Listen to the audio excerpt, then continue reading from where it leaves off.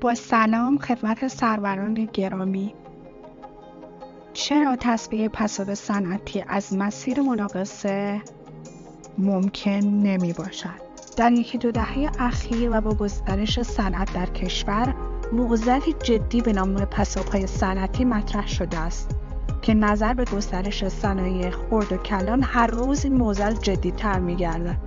از سوی خودکفایی و توسعه صنعتی مد نظر سیاستگزاران بوده و از سوی بسیاری سرمایه‌های سرگردان به سوی مقاصد تولید کوچک و خرد کشانده شده است.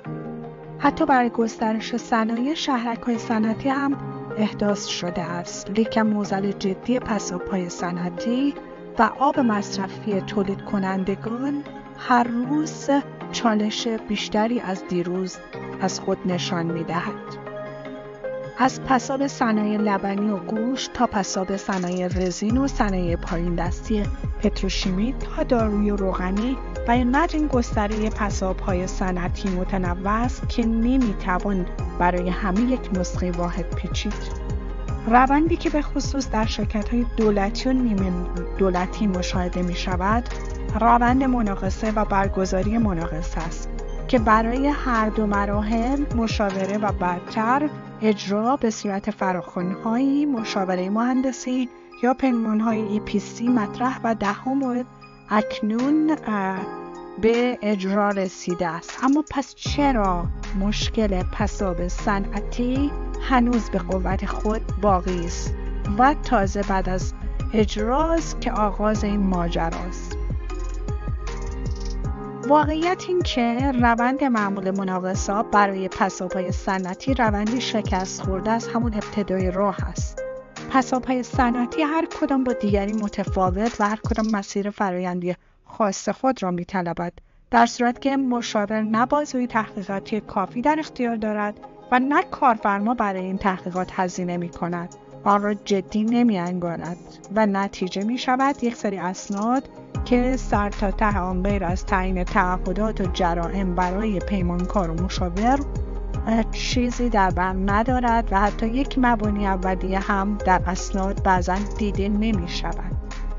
نهایت این کار به مناقصه می رود و پیمانکار حتی از نوع EPC مجدداً با روند پرداختی که متاسفانه مکفی نیست هزینه‌ای برای این پروسه و زیرساخت اولیه تحقیقاتی انجام نمی دهد و بدون این مراحل سریعاً دست به عمل می شود تا سریعتر سازه و تجهیزات داخل سایت اجرایی بریزد و صورت وضعیت‌هایش را نقد کند و در نهایت در پایان کار این کارفرماست که با یک سری سازه و تجهیزات که بویی از فرایند درست نبرده روبرو خواهد بود و مجدداً باید دنبال گروهی باشد که نواقص کار گروه قبلی را برطرف کند که آیا بشود یا نشود و سیستمی که میلیاردها هزینه شده را به زحمت به بهره برداری برساند و یا ممکن نباشد. در نهایت این که مناقصه روش منسوخ برای این گونه پساب هاست و شما حتی اگر یک شرکت دولتی هستید با این روش راه به جایی نخواهید برد، مگر اینکه برایتان اهمیتی نداشته باشد که به جایی هم برسد و صرفاً ظاهر کار مهم باشد که مثلا تصفیه خانه فاضلاب صنعتی فلان صنعت یا تصفیه فاضلاب صنعتی فلان شیرابه به راه افتاد و راه اندازی شد.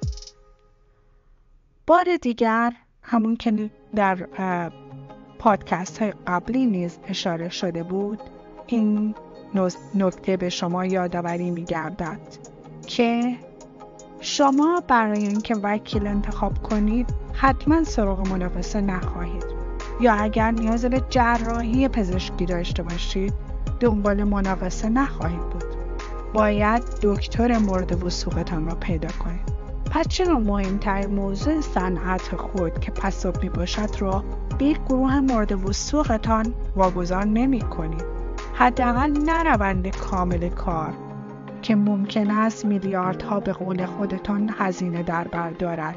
حداقل بخش زیربنای کار که تحقیقات و سپس طرح مفهومی است بر پایه تحقیقات انجام شده را به یک گروه واقعی و نه اسمی بسپارید.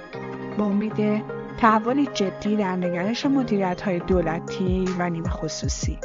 عصر مناقصه به پایان رسیده است. روزگارتان خوش.